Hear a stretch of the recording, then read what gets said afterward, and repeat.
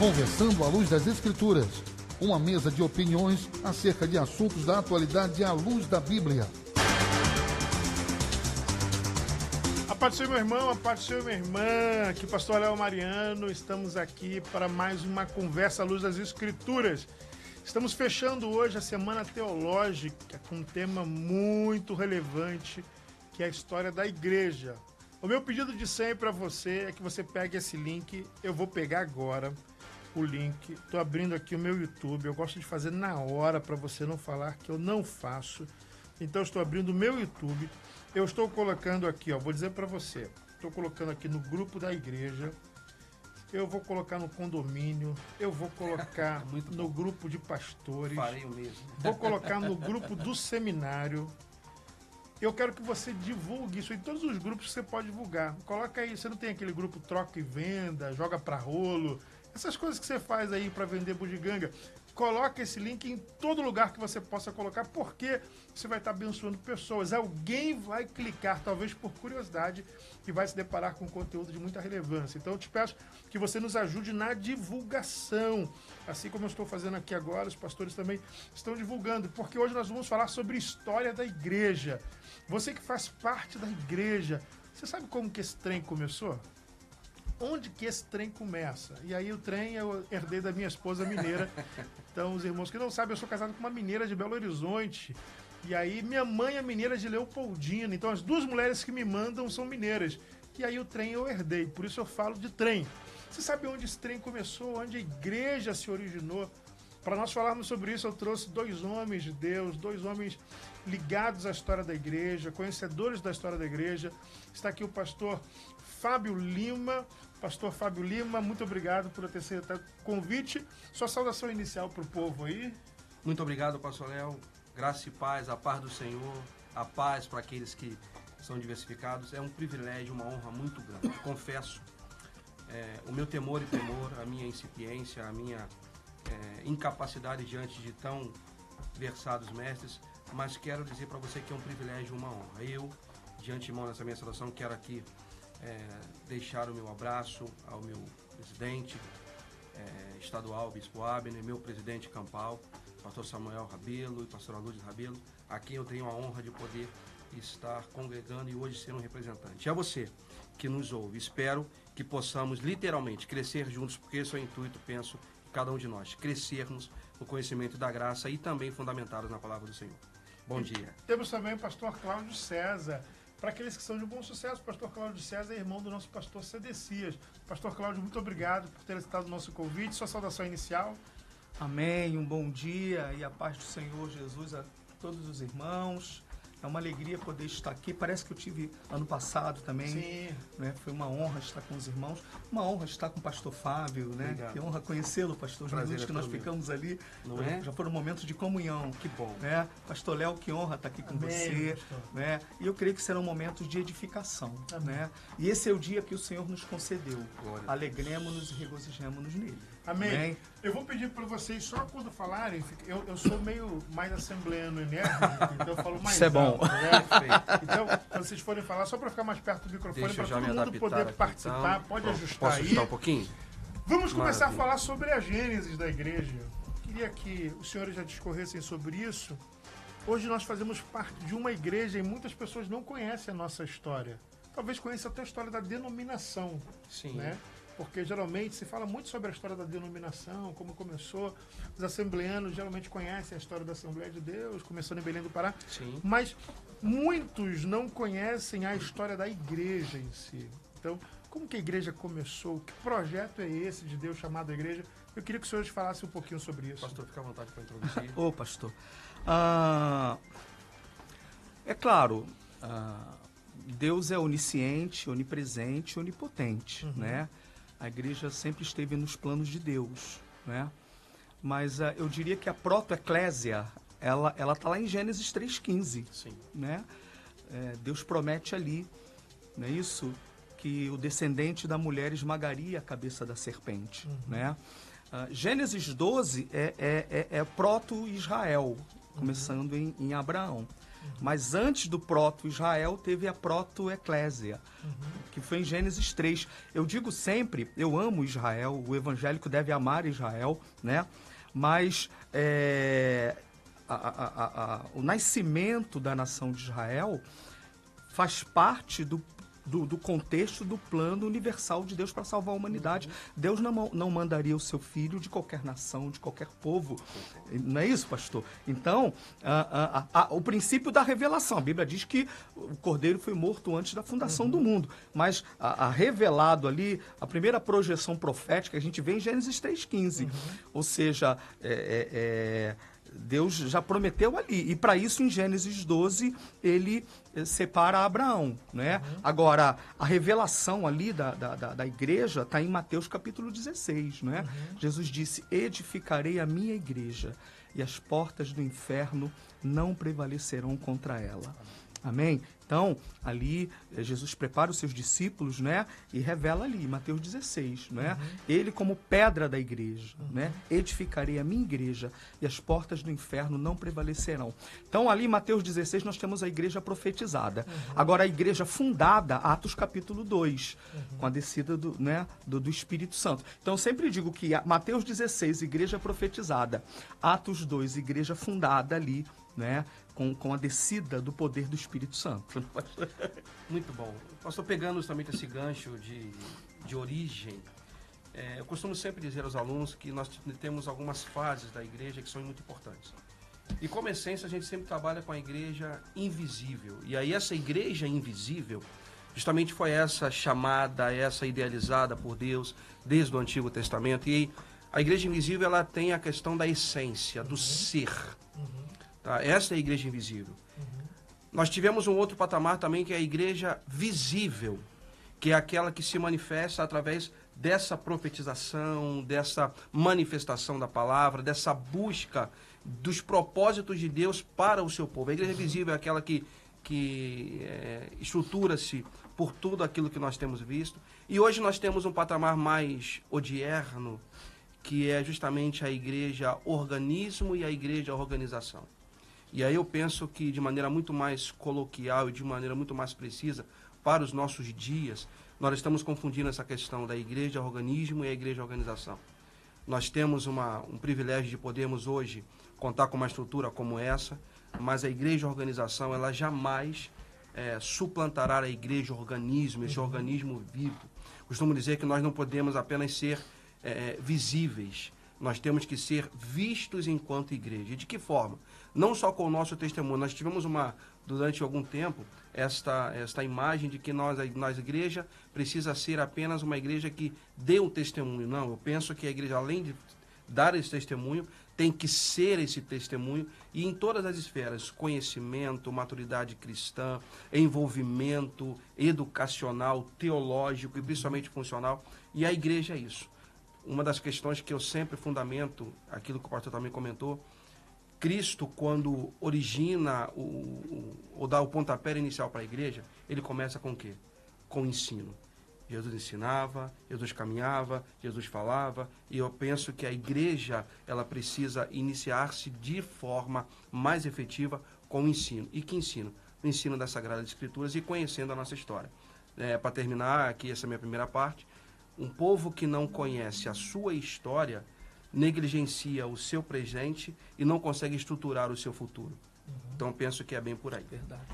Agora, caminhando um pouquinho sobre a história da igreja, quais são as fases que nós poderíamos chamar de fases críticas, de fases que, de fato, foram construindo a igreja como nós conhecemos hoje? Que divisão a gente pode fazer, pastor Cláudio, da igreja nessa história até a igreja estabelecida em Atos capítulo 2? Quais foram as fases que sucederam essa igreja para que hoje nós estivéssemos aqui? Dentro, quando a gente vai estudar a história da igreja, a gente precisa caminhar em cima desse esqueleto aqui, né? Para em cima disso colocar as fases críticas, as senoides, né? Embora a igreja de Cristo é viva, é atuante, como o pastor bem falou. A igreja sempre existiu, sempre vai existir, sempre vai ter um corpo vivo. O corpo nunca morreu, né? É isso aí. corpo nunca morreu, mas as instituições foram aparecendo, né? Aí você tem a chamada proto-eclésia, mesmo a igreja fundada em Atos 2, é a chamada igreja primitiva, né? Período apostólico, e que para mim deve ser o referencial para todos os períodos da igreja, até porque romanticamente todos gostam de ir para ela, não é isso? Todos gostam de ir para ela, né? Então, essa igreja, ela é perseguida, primeiro uma perseguição local, depois ela se torna geral, né? Então, o próprio crescimento da igreja tornou ela uma igreja universal, ou a expressão católica no sentido universal. Segundo século, metade do segundo século, terceiro século. Mas, primeiro, nós temos para mim, o ícone da igreja primitiva é a igreja do período apostólico. Depois tem o período subapostólico, com seus acertos e erros. Agora, enquanto instituição, então, primeiro a proto-eclésia, a igreja primitiva. Depois, não dá para dar uma data quando começou a igreja católica romana, mas tem um período de romanização da igreja. Então, claro, para nós evangélicos, a influência de Constantino foi muito grande, mas eles não vão dizer que começou ali jamais, não é isso, pastor? Mas para a gente poder fazer essa divisão, você tem a igreja primitiva, depois a igreja romana, há uma diferença entre igreja católica e católica romana, certo? Então você tem a igreja católica romana, que ela está dentro do período da história da igreja. Respeitamos né, todos os queridos católicos, mas nós não interpretamos como sendo a origem da igreja. Né? A origem da igreja é a igreja apostólica, né, no período bíblico. Aí depois você tem, né, que não dá para dar uma data, você não pode dizer a partir de 312 com o Edito de Milão, 313 com o Edito de Milão, você não pode dar uma data disso, né? Mas você tem, depois da proto-igreja, né, você tem a igreja romana, né, que vai se desenvolvendo até doutrinariamente. Depois você tem um outro período da igreja, que é o cisma, 1054, que é a divisão das igrejas do Oriente e do Ocidente. Aí você tem né, mais um aparecimento institucional. Então, a igreja primitiva, que é apostólica, depois a igreja romana, 1054 o cisma, separação entre as igrejas do Oriente e Ocidente, e depois o período da Reforma. Claro, teve todo o período da pré-reforma. Então, né, pastor, todo o mapeamento da história eclesiástica você faz... você tem, não adianta, tem que fazer em cima disso, né? Todas elas colocam sua gênese na primeira. Porque, querendo ou não, o ícone tem que ser o período apostólico, né? Mas o mapeamento parte a partir daí, né? A igreja primitiva do período apostólico, depois você tem a romanização da igreja, né? Que tem muito a ver com a união entre o Império Romano e a igreja, né? Depois você tem o cisma, não é isso? Em 1054, e depois período pré-reforma e reforma. Aí, a partir daí, você tem o pós-reforma, a fundação de muitas instituições, muitas igrejas protestantes, né? Aí o mapeamento fica mais rico ainda e chega até nós. Pastor Fábio? Eu quero retroceder um pouquinho, só para que nós continuemos nessa linha. Historicamente, nós temos pelo menos 3 períodos que são fatidicamente reconhecidos como as fases da igreja. Que é o período apostólico, que penso que é o brilhantismo de toda a nossa égide cristã. Depois nós tivemos o chamado período dos pais apostólicos, ou dos pais da igreja. Ok? E aí nós tivemos, num segundo momento, aquela divisão entre os polemistas e apologetas que tiveram um grande empenho na divulgação.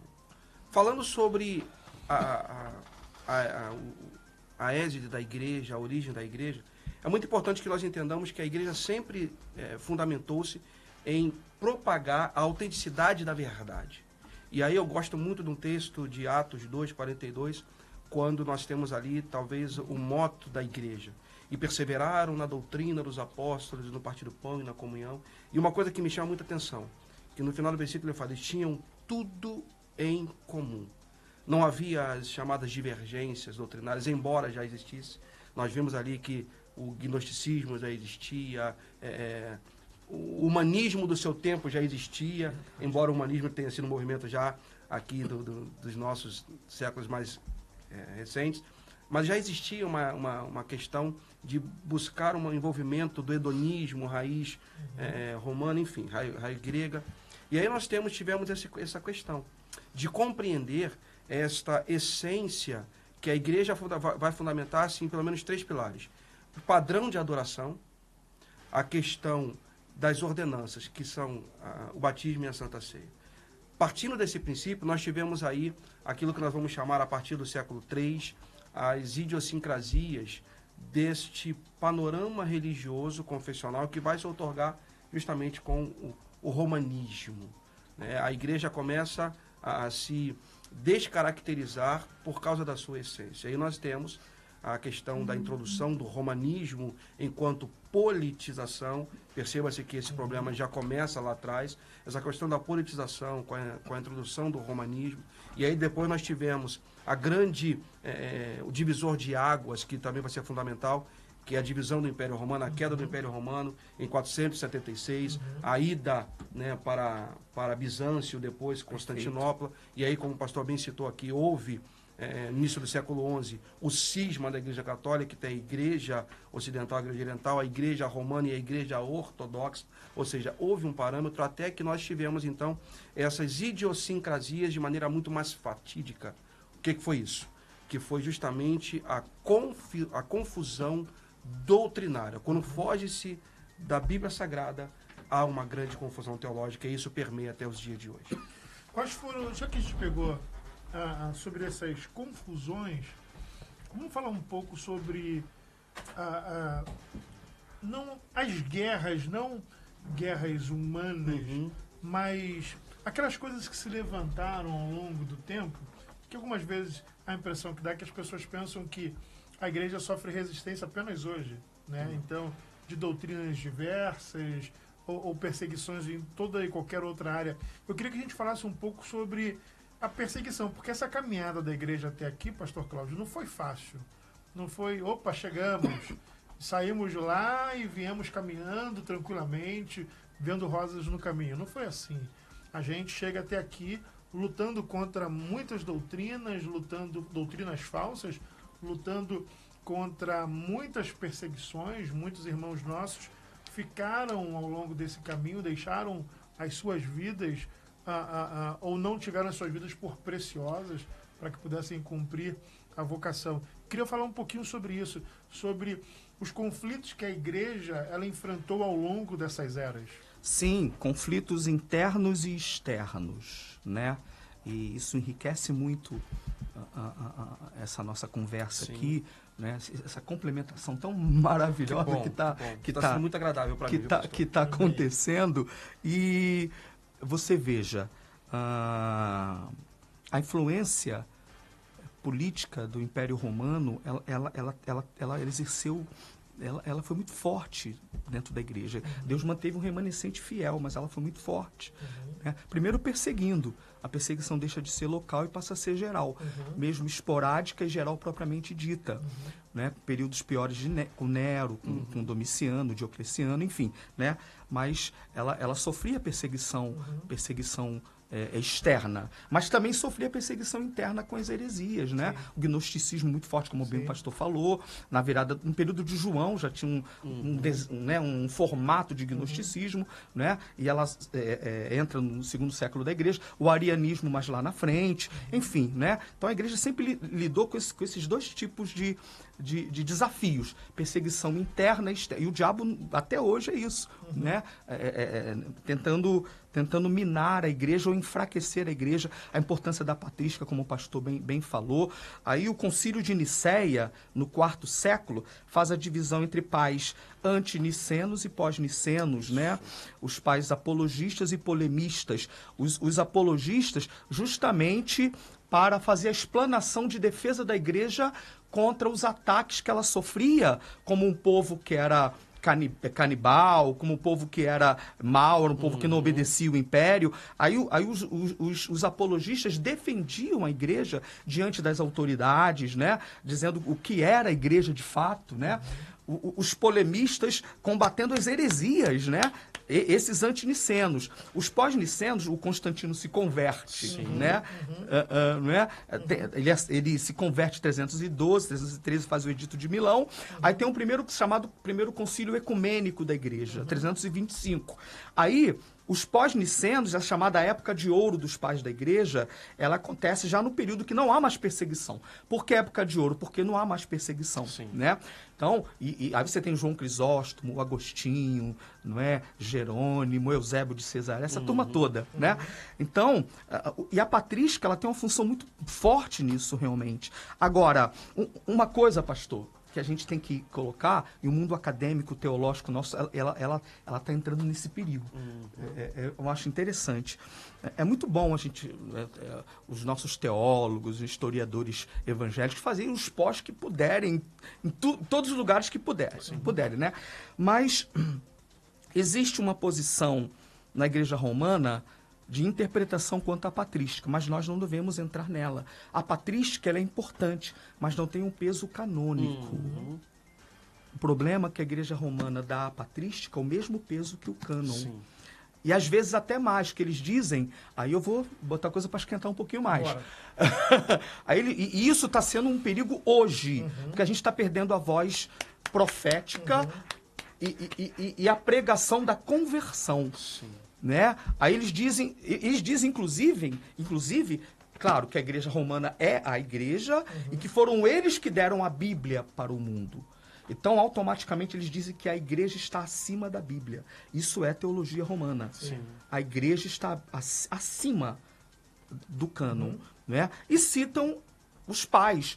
Muitos pais acertaram e alguns erraram, gente. Sim. Natural. Sim. Não é isso? Você não pode tomar...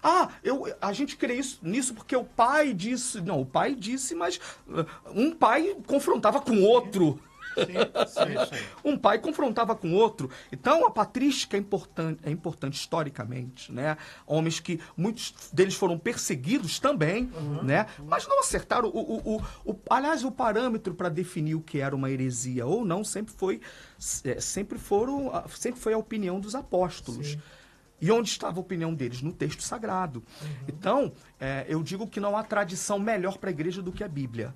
A Bíblia, além de ser uma fonte canônica, ela é uma fonte histórica, porque a verdadeira tradição está na origem de tudo.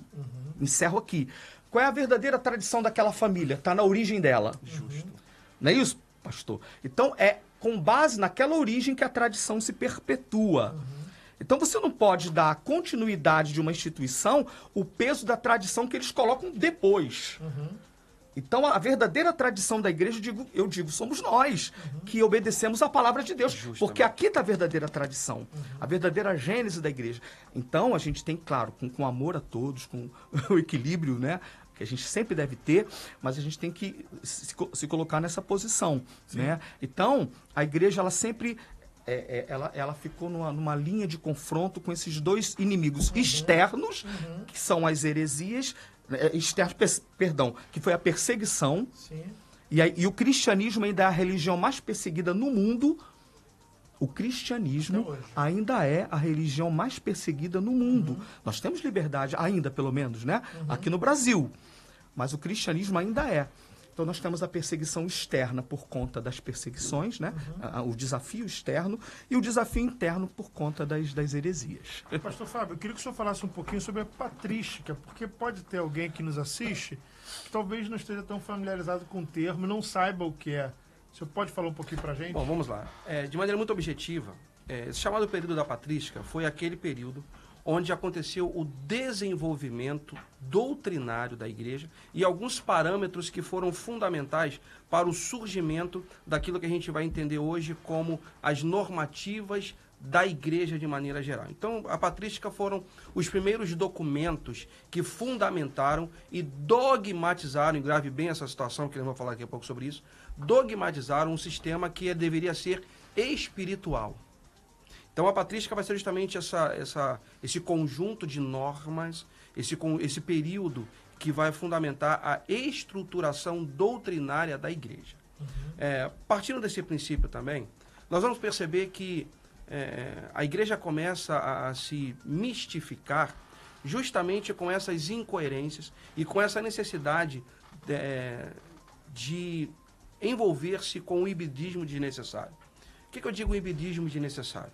A exemplo do que vai acontecer quando você olha lá o livro de Mateus, Marcos, Lucas e até um pouco de João, nós vamos perceber que há uma descaracterização das principais autoridades religiosas da época, que eram judeus.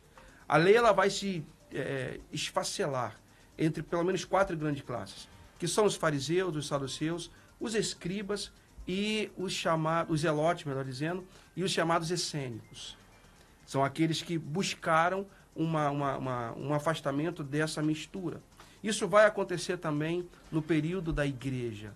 A igreja, a partir do século III, ela começa a se mistificar e começa a se misturar pela questão da necessidade de um crescimento político e econômico que, penso, foi desnecessário na época. Aí eu quero citar, pelo menos, dois homens ou 2 marcos que foram, talvez, dos principais personagens desse período até a Reforma ou até a pré-Reforma. Que o pastor já citou aqui, que foi Agostinho de Hipona. E Agostinho de Hipona, ele teve talvez o seu primeiro grande conflito com essa estrutura confessional, né, católica romana, porque Agostinho de Hipona ele sempre teve como base as fundamentações do apóstolo Paulo.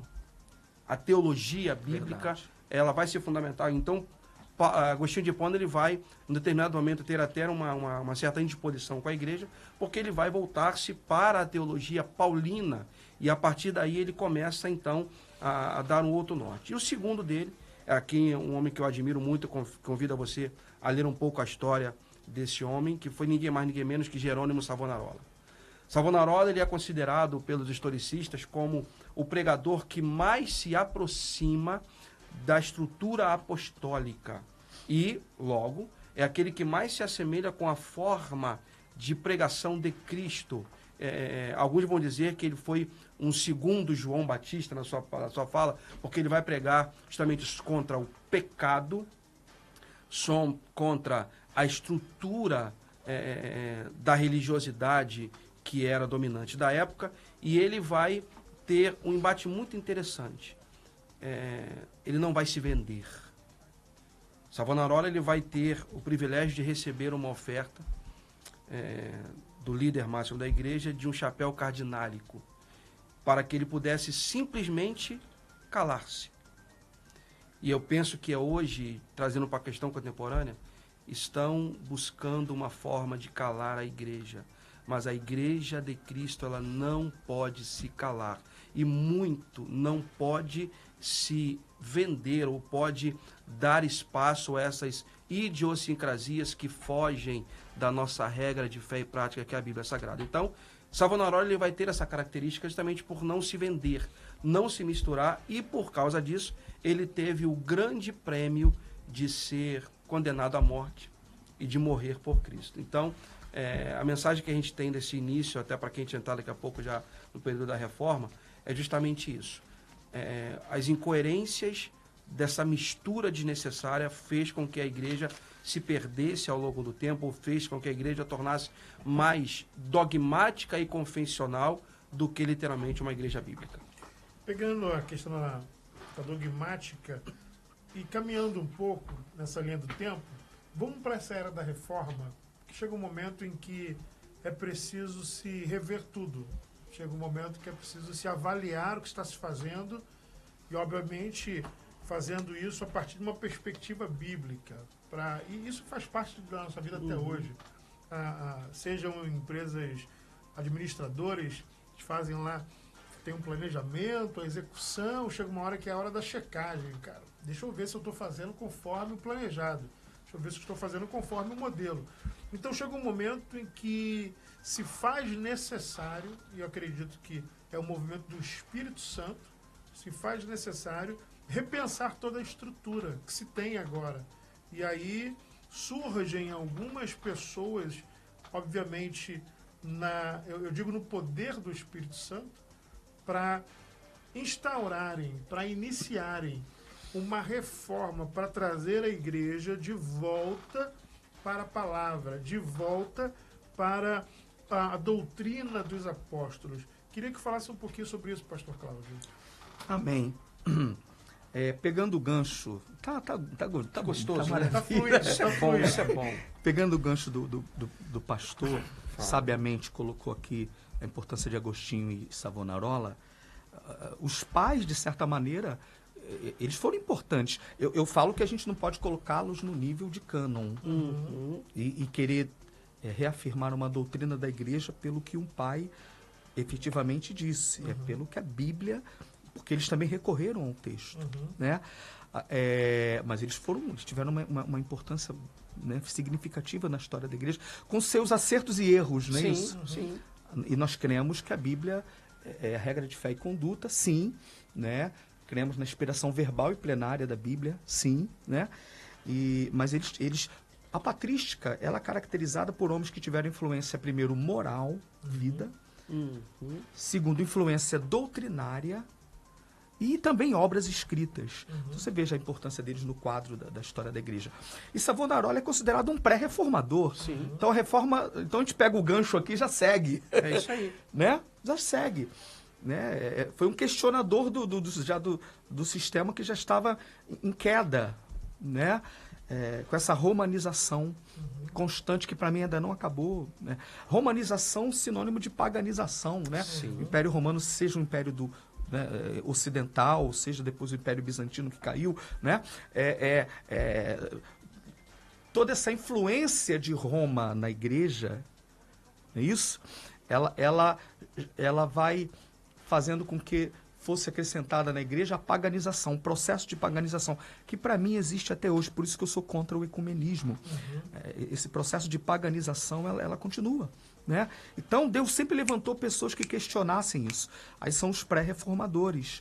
Foi bem citado Savonarola e tantos outros que se levantaram. A reforma não começa em Lutero, né? Então, Deus usou Lutero para que fosse canal dele, Deus levantou para fazer coisas que os outros não conseguiriam fazer. Mas a reforma ela começou antes de Lutero e se perpetua depois, bem como a reforma de Lutero não foi nem perfeita e nem completa. Perfeito no ponto de vista do ser humano não tem. Eu falo que nós somos perfeitamente imperfeitos e nada mais perfeito do que a nossa imperfeição. Boa! Muito bom, parabéns. Então eles ficam dizendo, ficam dogmatizando Lutero. Não, quem faz isso está errado. Justamente. Lutero teve suas falhas. Sem dúvida. Teve suas falhas. Mas você não pode anular a importância desse homem que foi usado por Deus, foi um canal de Deus. Eu sempre falo que o termo reforma é um termo acadêmico, né, professor? Justamente. É um termo acadêmico. Para nós seria o melhor o termo restauração. Porque eles lá colocam reforma como que dizendo, tentaram reformar a igreja não pode ser reformada, voltem ao seio da mãe, né? Não, isso é um termo acadêmico secular que deram, né? Não é isso? Ótimo. Isso é um termo acadêmico. Então, o princípio mesmo foi restauração. Sim. Retornar o que a verdadeira igreja que nunca morreu, ela se retornasse para quê? Né? Sola graça, sola fides, solus Christus, sola escritura, sola Dei glória, né? Então, eles questionam até o nosso sola escritura, né? Porque não entendem o que a gente está dizendo quando diz somente a Escritura, somente no sentido doutrinário, parâmetro bíblico e doutrinário da igreja. Então, esses homens foram usados por Deus justamente para que a igreja retornasse a um princípio de que tem que estar no texto sagrado. Por quê? Porque a origem foi lá, né? Então, Deus, ele usou toda aquela estrutura e fez de Lutero um canal muito forte para ser usado nesse contexto. E vamos conversando junto, que tá bom? Vamos. Diga. Vou introduzir só uma fala do senhor. Porque só falando isso, eu me lembro de uma vez ter comentado, acho que foi um curso de reforma que eu fui ministrar. Eu dizia que uma das coisas que os reformadores fizeram foi lutar para que cada pessoa pudesse ter um exemplar da Bíblia, né? Lutar para que as pessoas pudessem ter acesso. Bom. E me parece que hoje a nossa luta é para que as pessoas tenham desejo, né? E a gente tem um problema. Porque naquela época o grande problema era a falta de acesso. E talvez hoje o grande problema seja a falta de desejo. Justamente. De ler a Bíblia. E aí a gente, pegando de onde o pastor complementou e onde o senhor vai iniciar, eu queria que o senhor trouxesse a gente desse período da reforma aos dias atuais. Conversa boa vai passando rápido, né? Eu sempre fico de olho no relógio aqui. Então, acelerando do tempo da reforma para os dias atuais, a gente vai, primeiro, vibrando com o fato de termos agora o exemplar e daí, a partir disso, podermos de fato retornar à doutrina dos apóstolos, mas vai chegando um momento que isso vai se perdendo. Justamente. Né? E aí o desejo vai se perdendo, a leitura vai se perdendo, e problemas que eram antigos parece que se transformam em problemas recorrentes hoje em dia. Eu queria que o senhor pegasse desse gancho do pastor Cláudio trazendo para a gente. Usando um pouco de maneira jocosa essas questões, né, de debate. Obrigado pela pergunta, pastor. Mas isso é muito interessante porque é uma das minhas principais labutas cotidianas. E aí eu quero pedir vênia, licença para alguns alunos que entendem de maneira equivocada. Você tem total direito de discordar de mim, você não pode me bater depois. Mas eu entendo que nós temos uma grande incoerência com relação aos princípios basilares da reforma. Obviamente que a reforma foi importantíssima para a nossa estrutura hoje, confessional, mas uma das dificuldades ou dos perigos que a reforma trouxe para nós, e se não for muito bem analisado, certamente gerará muitos conflitos, é a questão da livre interpretação da Bíblia. Maravilha, nós temos hoje vários exemplares da Bíblia. Mas aí eu quero citar aqui um grande amigo meu, pastor Adriano Moreira, a quem quero também prestar a minha honra nesse momento. Certa feita eu estava numa de suas aulas ele estava dizendo que Bíblia não se interpreta. E obviamente que isso entra um pouco em conflito conosco, porque como assim não? E aí ele vai colocar, e aí nós vamos pesquisar depois, porque a Bíblia não se interpreta. O que se interpreta são textos bíblicos. A Bíblia chega até nós de maneira elucidativa por causa da iluminação do Espírito Santo. Então nós podemos interpretar os textos bíblicos e por este motivo também, após fazer história, eu falei, eu preciso aprender a ler. Eu preciso aprender a interpretar. E aí Deus me direcionou para uma faculdade de letras também para poder entender um pouquinho aquilo que leio. Então nós temos hoje essa dificuldade entre o livre acesso da Bíblia e a livre interpretação. Tudo aquilo que foge da iluminação do Espírito Santo passa a ser dogmatismo, e dogmatismo é subjetivismo interpretativo. Então tudo aquilo que é do sujeito entende-se que é falho. Independente do Espírito Santo, tudo aquilo que nós temos como essa independência de interpretação é falha. Se nós não tivermos esta base do Espírito Santo, a leitura... Hoje nós temos uma incoerência muito grande, pastor, porque muitos de nossos alunos, teólogos e até membros da igreja, eles querem ler a Bíblia, esquecendo-se de que o principal fundamento ou a introdução de uma boa leitura bíblica é um momento de oração. Pedir esta inspiração do Espírito Santo para que não sejamos tal qual aquele homem que se depara com Filipe. E ele pergunta, entendes o que lê? Ele, não. Porque justamente eu entendo que Bíblia não se interpreta à luz das suas verdades espirituais. Chegam para nós de maneira iluminatória.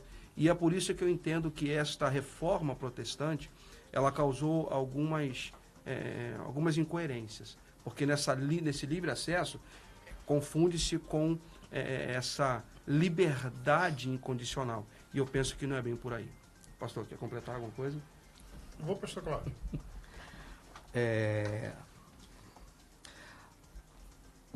A igreja romana, ela gosta de pegar justamente alguns exageros que existem no nosso meio como um triunfo, né? Por isso que eu concordo com o senhor, mas a gente tem que ter um pouco de cuidado para não ferir o princípio de que todos têm que ler a Bíblia. Uhum. Eu sempre coloco, leia a Bíblia. Sim. Né? O pastor é um orientador espiritual, um líder espiritual da igreja, mas todo crente deve ter a Bíblia e deve ler a Bíblia. O católico gosta, como na prática, passar no nosso rosto. É isso. É o grande mal, por isso que existem tantas igrejas evangélicas, porque a interpretação é livre. Todos interpretam como querem, e a igreja mãe é a única que tem, e só ela pode ter a interpretação do texto, né? E séculos atrás lia-se em latim descostas, né? Usando um populismo, né? E a reforma resgatou, né? Não que era impossível, não que fosse impossível alguém ter acesso ao texto, mas era muito mais difícil, sim. principalmente no período medieval. Um ano de trabalho, né? Era muito difícil o leigo ter acesso às escrituras sagradas. E a reforma, ela restaura isso. Wycliffe na Inglaterra, Lutero na Alemanha e tantos outros pagaram como preço a própria vida. Sim, a própria vida pela Santa Inquisição, para que o texto sagrado fosse traduzido e chegado às pessoas. Então, para começar, eu sou a favor que todos leiam a Bíblia. Entendendo ou não, leia a Bíblia. Leia a Bíblia. Compre Bíblia, distribua a Bíblia, leia a Bíblia. Sou a favor disso, sempre serei. Agora, completando com o que o pastor disse, né? Não é apenas uma leitura acadêmica, uma leitura... Não. Tem que estar debaixo da orientação do Espírito Santo, né? Timóteo 3,16, toda a escritura é divinamente inspirada. Então, primeiro, para começar, toda, de Gênesis a Apocalipse, é panta ali.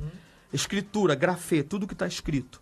Divinamente, ali é o telpneustos. Tem o sopro do Espírito, né? Então, se toda a escritura é divinamente inspirada, o correto discernimento tem que ser feito debaixo dessa direção do Espírito Santo, certo? Para que ela possa ser, senão vira, como o pastor bem falou, uma leitura para meros debates. Justamente. Né? Então, sem essa submissão ao Espírito Santo, e principalmente tem que ter nascido de novo. A Escritura te leva ao Senhor, o Espírito Santo te leva à conversão. Depois ele continua te orientando para a leitura da Bíblia, em submissão, de forma devocional. Tem que amar a Escritura, né? E, claro, congregar na igreja, a orientação do seu pastor, tudo isso é importante para que nós entendamos. Agora, pegando esse gancho aí do desafio de hoje, pós-reforma, que a igreja está tendo, né? Você foi muito feliz nessa expressão. Antigamente era o acesso às escrituras e muitos foram perseguidos e pagaram com a vida para isso. Hoje é despertar o desejo. E além de despertar o desejo, pastor, e outra coisa, por mais que alguém venha discordar se é por aspersão ou imersão, esses assuntos, mas o Espírito Santo é tão maravilhoso que existem assuntos que não deixam dúvida. Sim. É isso que une o batista, o presbiteriano, o assembleano, o congregacional. Existem aspectos na Escritura que não deixam dúvida. E o problema hoje é que o diabo está semeando nessa geração a dúvida nesses elementos que são fundamentais. E paralisam aí, né? E trava aí. Por isso que a igreja tem que se levantar, mesmo com voz profética, contra esses ismos que têm se levantado. Meu Deus do céu, a coisa está difícil. A igreja se aliando ao politicamente correto, a igreja se aliando ao marxismo cultural, que dizem que não existe o que existe invisivelmente. Mas está aí para todo mundo ver. E isso está consumindo a garotada, consumindo os adolescentes, consumindo a juventude. E eles não estão percebendo, porque eles estão dentro da igreja, estão louvando na igreja, estão questionando. Daqui a pouco tem gente falando gênero neutro dentro da igreja. Sim. A coisa está difícil. Entendeu? Então, o grande desafio, além de levá-los para a Escritura, é eles obedecerem o que está escrito, revelado pelo Espírito Santo. Meu Deus, a Bíblia diz que isso não, acabou o papo. E eles são os questionadores humanistas disso tudo, e é um grande desafio, só para pastor. pegar um gancho nisso, gosto muito de uma citação de Robert Patterson, que depois foi reverberada por muitos teólogos, nas questões da centralidade bíblica, unidade. Naquilo que é incomparável, unidade. Naquilo que nas coisas essenciais, unidade. Nas coisas não essenciais, flexibilidade, mais à luz das Escrituras. E em todas as coisas, o amor.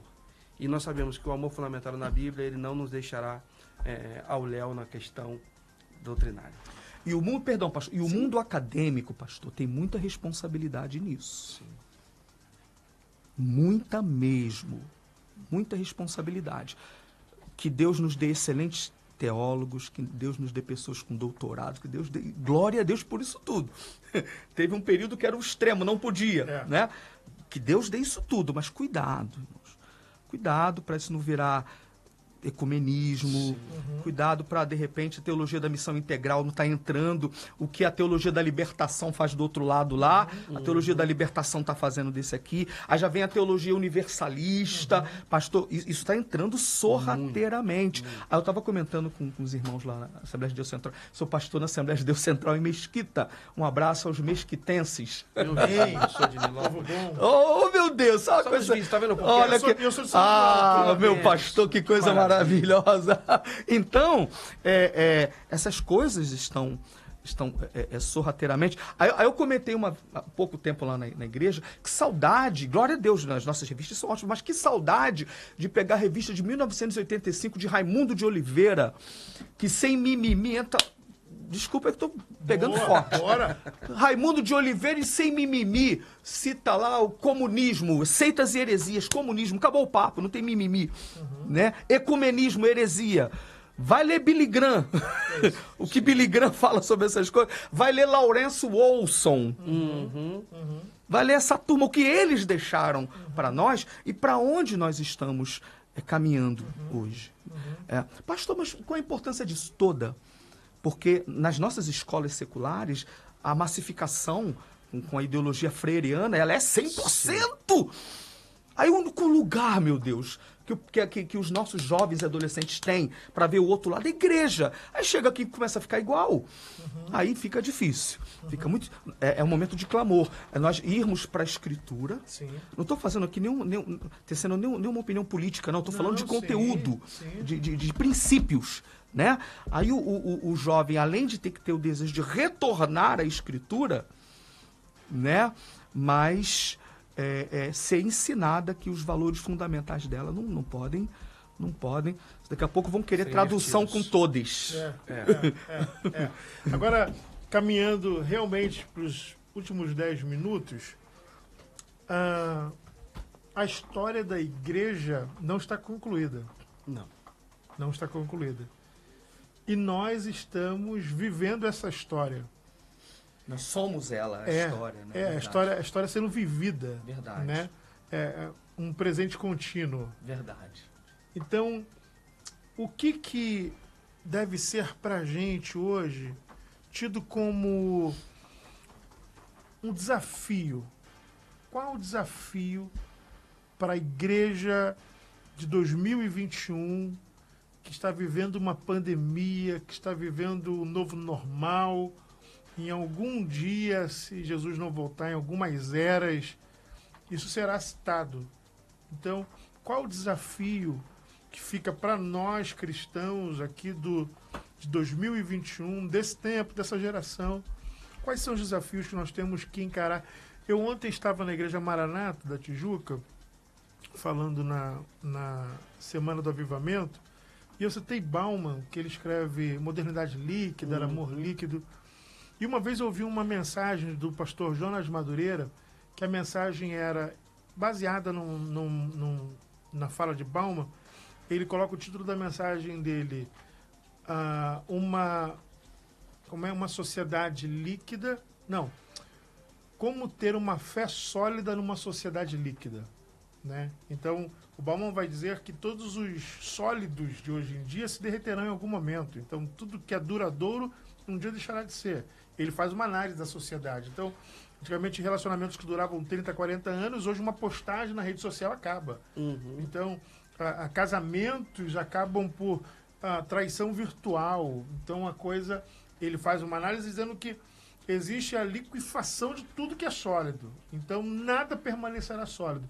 E aí eu lembro dessa mensagem do pastor Jonas Madureira, que ele vai falar, não, nós somos uma igreja que temos uma fé sólida, que não pode diluir-se, não pode de nenhuma maneira se liquefazer. Então, quais são os nossos desafios para continuarmos tendo uma fé sólida como igreja, pastor? Pastor, deixa eu iniciar só para lembrar aqui, corroborando com o que o senhor me disse. Em algumas partes da minha vida ministerial, eu li alguns textos separados de Dietrich Bonhoeffer, e agora, recentemente, nós relemos um trabalho do livro Discipulado. E logo no primeiro capítulo, na primeira sessão, Bonhoeffer vai fazer uma comparação entre a graça eficaz e a graça barata. Eu penso que a igreja odierna, ela está se adequando a essa graça hedonista barata, essa graça separada do sacrifício eficaz de Cristo, que é fundamentado para a nossa salvação.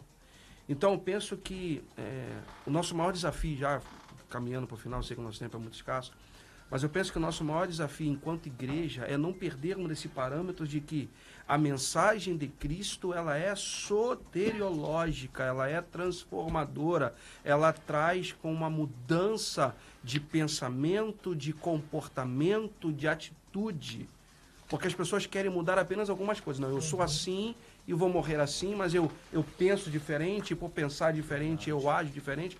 Não, a Bíblia ela nos dá um parâmetro único. Ela não nos dá um leque de idealizações que fogem para nosso bel prazer. Então, o nosso maior desafio hoje é compreendermos que a Igreja de Cristo, ela precisa continuar pregando esse evangelho de salvação, de transformação, de conversão. E nós precisamos entender que, independente do rumo que caminhem as situações, o que é certo, o é. E o que é errado, o é, independente daquilo que nós queremos ou pensamos. E uma outra coisa que eu também hoje, e eu não quero aqui fazer nenhum juízo de valor, mestres, até porque eu não posso ser leviano nessa questão, mas nós ainda precisamos nos retomar de que há uma necessidade de uma qualificação. E hoje de maneira não mais só teológica, mas que, para que eu vou estudar história? Para me tornar mais crente. Para que eu fui fazer outras formações? Para me tornar mais crente. Por que eu preciso me qualificar à luz daquilo que a sociedade entende? Para provar de que tudo depende das Escrituras Sagradas. A Bíblia tem resposta para tudo e para todas as questões. E eu digo todas. E muitas vezes nós vemos aí muitos líderes que estão assomando o púlpito de suas igrejas desqualificados. E talvez essa desqualificação seja porque haja ainda uns resquícios de uma conversão não completa. É aquilo que a gente chama da graça ineficaz. Será que é possível? É um assunto que a gente pode discorrer. Pastor Cláudio. Amém. Que maravilha, né? Primeiro é vida mesmo, né? Vida em Deus. Nós estamos numa geração que essa garotada está precisando ter referências verdadeiras e nós que somos líderes temos uma responsabilidade muito grande nisso. Temos que pedir a graça do Senhor, a misericórdia do Senhor, para que, mesmo nas nossas limitações, a gente possa ser referência. Eu tinha referências na minha infância, meu Deus do céu. Sou de uma família genealogicamente assembleana. Meu avô foi pastor, né? Meu pai é pastor, meu irmão é pastor. Aí, para juntar a família, meu sogro é pastor. Tem um cunhado pastor. Quando reúne a família, parece a reunião do ministério. Convenção. Convenção. E tudo assembleano. Que bom, que bom. Mas a gente tinha, sabe, referências. Mesmo aqueles com aqueles modelo mais fechadão, que era do período mesmo. Mas o mais importante era a vida, parâmetro. Era o zelo. Zelo pela Escritura, vida em Deus. A gente precisa ser isso para eles, né, pastor? Com certeza. A gente precisa ser isso para eles, vida. Aí a eficácia da doutrina da graça. Vê em nós a graça, a gente sendo a personificação mesmo. A graça está aqui, a graça me alcançou. Né? E isso, naturalmente, as pessoas vão se aproximar do Evangelho, né? Aí vai ter a conversão. Antigamente dava-se mais ênfase o antes e depois. Sim. Tem que ter isso, gente. Esse ecumenismo está estragando isso. Você pode ficar aí... Não. Meu pai era um romanista idólatra. Se converteu e foi liberto. Essa turma de acadêmicos precisa entender isso. Não sou contra o acadêmico, não. Estou botando para pensar. Tem que aceitar Jesus. Tem que ser liberto, sim. E nós temos que aprender a falar a linguagem deles para refutá-los em cima daquilo que eles pensam. Claro! E como é que nós vamos ter essa fundamentação dupla se nós não sabemos? Sim, é claro. Então, primeiro vida, primeiro. Porque a geração lá de trás não pôde estudar. mas tinha vida. Onde chegava era vida. Era uma igreja que era aberta e muitas pessoas se convertiam. E o preparo, sim. Nós temos que ter uma geração que saiba dar ao mundo a razão da sua fé. Nós temos que ter isso, né? É importantíssimo. Mas como você bem disse, eu encerro aqui, já agradeço esse momento tão nobre, né? A igreja sempre vai estar viva. Né? Houve período em que uma grande fogueira estava acesa. Eu digo não de importância, mas de quantitativamente. Houve período que quase que uma centelha, Sim. mas nunca apagou. A verdadeira igreja sempre estará viva. Amém. Deus sempre terá os seus fiéis. Os remanescentes. E eu creio no avivamento dos últimos dias. Amém. Eu creio, né? Lutero disse uma coisa interessante. Ele disse assim, ó: vós, gerações vindouras, orai e ocupai-vos aplicadamente com a palavra de Deus. Guardai a escassa luz de Deus exposta ao vento. Estai prevenidos e preparados a cada hora contra o diabo que aspira a apagar a luz. Pois ele não morrerá antes do juízo. Nós, sim, teremos de morrer. Mas Satanás permanecerá o mesmo que sempre foi, continuando na sua fúria. Deus nos acuda. Pois não somos nós que podemos conservar a igreja. Também não foram os nossos antepassados. Mas foi, é e será aquele que diz: estou convosco todos os dias até a consumação dos Aleluia. séculos. Amém, amém. Que coisa maravilhosa, meu irmão, minha irmã. Deixa eu só ler aqui. Tem muitas participações.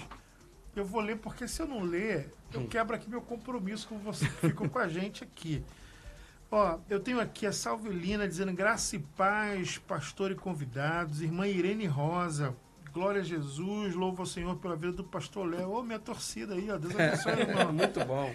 Irmão Valdec Dias, a paz, Deus abençoe a todos. Que alegria acompanhar nosso pastor Fábio Lima. Meu companheiro, Demais meu irmãos, amigo. ó, torcida, hein?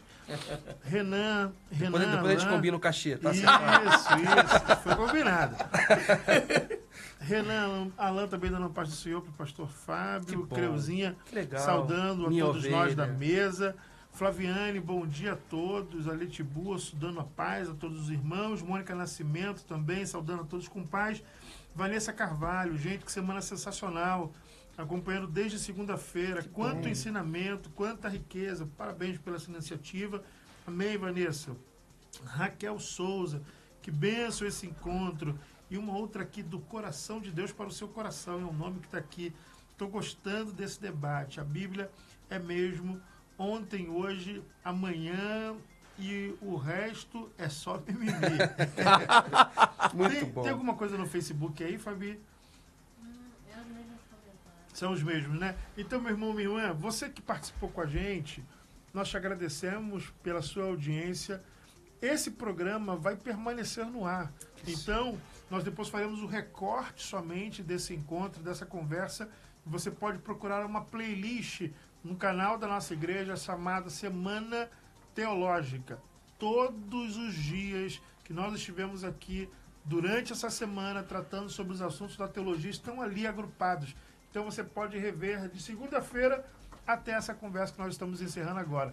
Quero agradecer imensamente a você pela audiência. Quero agradecer também o pastor Cláudio César, o pastor Fábio Lima, Agradeço que atenderam tão gentilmente o nosso convite. Se a gente estivesse aqui com os irmãos sentados próximos da gente, eu ia perguntar: a igreja, eles podem voltar? Mas eu sei que você aí de casa vai dizer amém, que podem voltar. E com certeza, num outro momento, estarão junto conosco. Agradecemos então a vocês. Vamos encerrar com uma oração. Pastor Sim. Cláudio, você pode fazer uma oração? Amém. Com muita alegria. Pastor Fábio, que prazer conhecer o senhor. Prazer é todo Meu meu. Deus, que honra mesmo, tá? Que grande, Pastorzão grande Léo. vitória. Estamos juntos. Antes eu te conhecia de ouvir falar, né? Literalmente, grande pastor, né? Que bom.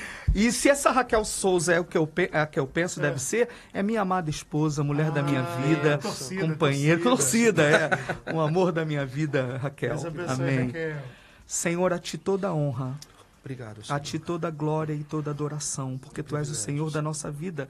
O fato de estarmos aqui é a tua graça e misericórdia.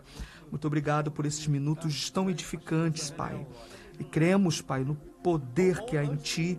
Cremos, ó Deus, na veracidade da Tua palavra. Tenha misericórdia de nós, faz de nós canais da Tua palavra, canais do Teu Espírito para a propagação do Evangelho da paz, que liberta vidas, Senhor, que salva almas, Senhor. Ah, Deus, e que sejamos o canal do avivamento, porque, como bem foi dito aqui, Senhor, nós somos a geração, Senhor. Obrigado. Hoje está conosco, Senhor. Que sejamos essa continuidade, que continuemos, ó Pai, a propagar a escassa luz de Deus exposta ao vento. Deus maravilhoso, abençoa a nossa geração, abençoa nossos jovens, adolescentes, irmãs e irmãos. Tenha misericórdia de nós. Continua abençoando, Senhor, ó Deus, este programa tão maravilhoso. A TV AD Bom Sucesso continua abençoando, prosperando como Tu tens prosperado. A Assembleia de Deus de Bom Sucesso que nos recebeu aqui de forma tão carinhosa, pastor Jaime Soares, todo o ministério, corpo de obreiros. Abençoa as igrejas, ó Deus, que Tu colocaste, ó Deus, colocaste a nós com a responsabilidade de sermos servos. Teu servo, pastor Fábio, o seu ministério, a igreja. Continua abençoando o Teu filho, a sua família, o seu ministério. Toma em Tuas mãos, continua usando o Teu filho, Pai. Também toma a minha vida em Tuas mãos, ali na Assembleia de Deus Central em Mesquita. Fica conosco, dá-nos um dia abençoado na Tua presença. Oramos crendo, porque oramos na intercessão do Teu Santo Espírito e em nome de Jesus Cristo. Amém, Senhor. Amém. Deus abençoe. Um beijo para você, meu irmão, minha irmã. Paz do Senhor. Até segunda-feira, querendo o Senhor.